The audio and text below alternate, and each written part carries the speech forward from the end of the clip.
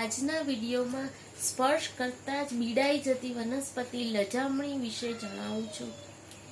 પ્રાણીઓની જેમ વનસ્પતિમાં પણ આત્મરક્ષણની અજાયબી ભરી વિશેષતા જોવા મળે છે.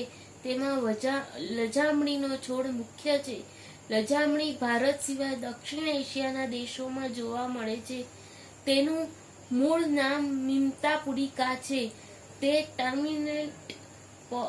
ટર્મિનેન્ટ પ્લાન્ટ તરીકે ઓળખાય છે. લજામણીનો છોડ 1.5 મીટર ઊંચો થાય છે. તેને આંબલી જેવા ઝીણા ઝીણા પાન હોય છે. તેને ગુલાબી રંગના ફૂલ પણ આવે છે. આ છોડમાં પાનને જ આપણી આંગળી વડે જરાક સ્પર્શ કરીએ તો સ્પર્શ કરતા જ પાન ઝડપથી ભીડાઈ જાય છે.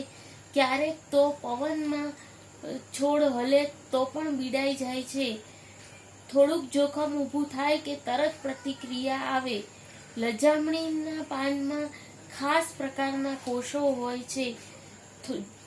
જોખમ ઊભું થતાં કે કોઈ પણ જીવજંતુનો સ્પર્શ થાય ત્યારે પાનમાં પોટેશિયમ આયન છૂટા પડે છે અને પાનમાં રહેલા પાણીનું દબાણ વધી જાય છે અને તે બંધ થઈ જાય છે. થોડીક વાર પછી તે આપોઆપ ખુલી જાય છે. લજામણી અજાયબી છે, પરંતુ ખેતી માટે જોખમી છે. ખેતરમાં ઉભેલા પાકને નુકસાન કરે છે. ટમેટા, કપાસ, કેળા, પપૈયા વગેરે વૃક્ષોની આસપાસ લજામણી હોય તો નુકસાનકારક છે. આ છોડ વૈજ્ઞાનિકોને અભ્યાસ માટે ખૂબ ઉપયોગી થયો છે. બસ, થેન્ક યુ.